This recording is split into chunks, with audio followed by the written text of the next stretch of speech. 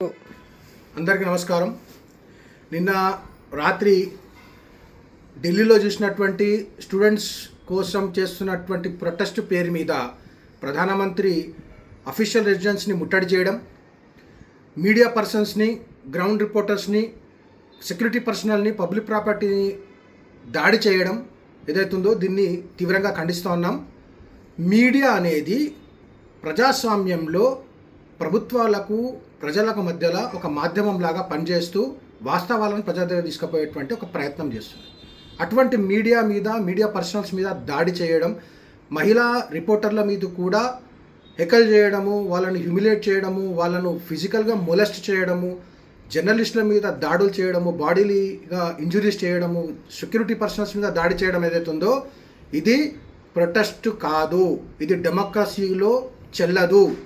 బంగ్లాదేశ్, శ్రీలంకలో చేసినట్టు ప్రొటెస్ట్ పేరు మీద ప్రధానమంత్రి యొక్క అఫీషియల్ రెసిడెన్స్ని ముట్టడించి అక్కడ ఉన్నటువంటి ప్రధానమంత్రి మీద దాడి చేసి అక్కడ ఉన్నటువంటి గవర్నమెంట్స్ను తూలదోసేటువంటి ప్రయత్నం ఏదైతే ఉందో ఇది ప్రొటెస్ట్ కాదు, ఇది ఒక calculated conspiracy to topple the government అని స్పష్టంగా కనిపిస్తూ ఉంది. ఈ యొక్క ప్రొటెస్ట్కు మద్దతుగా కాంగ్రెస్, సమాజ్వాదీ పార్టీలు కాకుండా వివిధ విపక్షాలు కూడా దీంట్లో పాల్గొనడము ఏదైతుందో వాళ్ళకి డెమోక్రటిక్గా రైట్ ఉంటుంది. కానీ డెమోక్రటిక్గా రైట్ ఉన్నదని ప్రొటెస్ట్ను వైలెన్స్గా మార్చి ప్రభుత్వ ఆస్తులను ధ్వంసం చేయడము, పోలీసులను దాడి చేయడము, మీడియా మీద దాడి చేయడం తీవ్రంగా ఖండిస్తున్నాను. ముఖ్యంగా మీడియా పర్సనల్స్ మీద దాడి చేసినటువంటి వ్యక్తులను గుర్తించాలి, వాళ్ళ మీద కఠినతరమైనటువంటి సెక్షన్స్ కింద వాళ్ళని ప్రాసిక్యూట్ చేసి శిక్షించాలని చెప్పి నేను డిమాండ్ చేస్తూ డెమోక్రటికల్లీ ఎలక్ట్ అయినటువంటి ప్రభుత్వాలను కూలదోసే ప్రయత్నం అనేది లార్జర్ కాన్స్పిరసీ కింద చూడాలని చెప్పి నేను కేంద్ర ప్రభుత్వానికి కూడా విజ్ఞప్తి చేస్తున్నాను.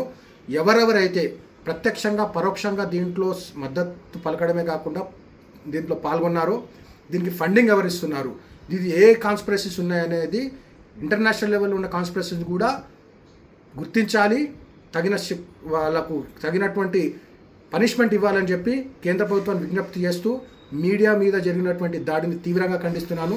నేను ఐ స్టాండ్ విత్ మీడియా.